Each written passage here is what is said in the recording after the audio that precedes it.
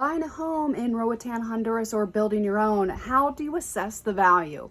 So I'm going to take a step back and I'm just going to use North America, both the United States and Canada, as an example, as we use an MLS system very, very similar to how everyone does it in North America. So market value, that is the least amount a seller is willing to sell it for and the highest amount a buyer is willing to buy it for. So I make that distinction because market value is a subjective term, and especially down here, we don't have economies of scale like you have in North America, where market value is usually a very clean number and there's lots of data points and it's somewhat easy to get to, especially if you're in a city. Now, if you compare that to Roatan, Honduras, we do have market value. It's done the same way as you do in North America. We look at comparables and we have an MLS, so we have all of the data. We do it the exact same way. But Roatan, Honduras is a little island and you don't have the economies of scale, which means our numbers, we don't have as many data points and we don't have as many buyers or sellers, which can create a little bit more variation in the market. So we don't really have a bottom per se to the market. So our numbers, they fluctuate a lot more than what you do in the US, just because there's a lot more buyers and sellers up there that keep those numbers pretty flat. And so with Roatan, Honduras, how we value a home, it's, we look at the neighborhood, we look at what other houses have sold for, if that exacts, like with the square footage, the bedrooms, bathrooms, the quality of the build, any issues with the house. We do the exact same things as what we do in the United States.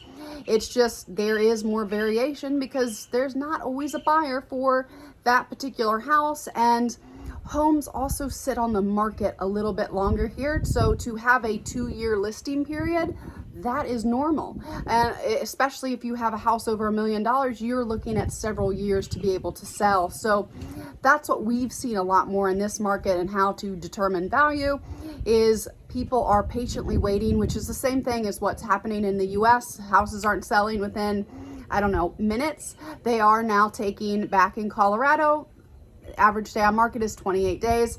I'd say the average day on market, it really depends your price points in Roatan, Honduras. Anything under $500,000, it will usually sell within 6 to 12 months.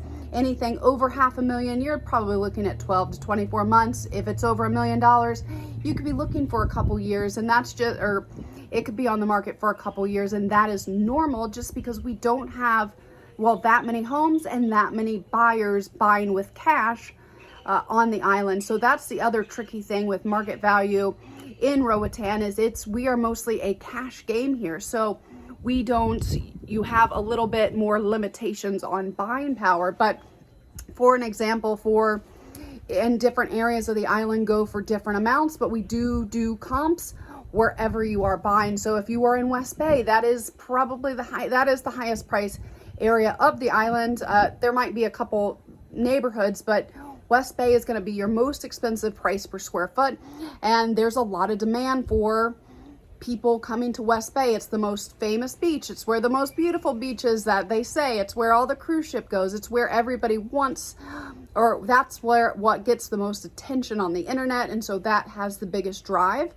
And then you also have very popular neighborhoods in West End, like Sunset Villas. That's probably the most popular neighborhood I see in West End, and a lot of it has to do with the affordability of the neighborhood. You're looking at $200,000 to $300,000 for most of the homes in that neighborhood, which is very affordable for most. So those homes, those don't stay on the market very long, and there's usually a wait list, and there's just a lot of demand. As well as any of the private communities, you're going to get a lot more for your house. If you are in like a Pristine Bay, Lawson Rock, any of those areas, they do go for a lot more, just because you have a lot of extra conveniences that you wouldn't have if you just bought a house in Sandy Bay.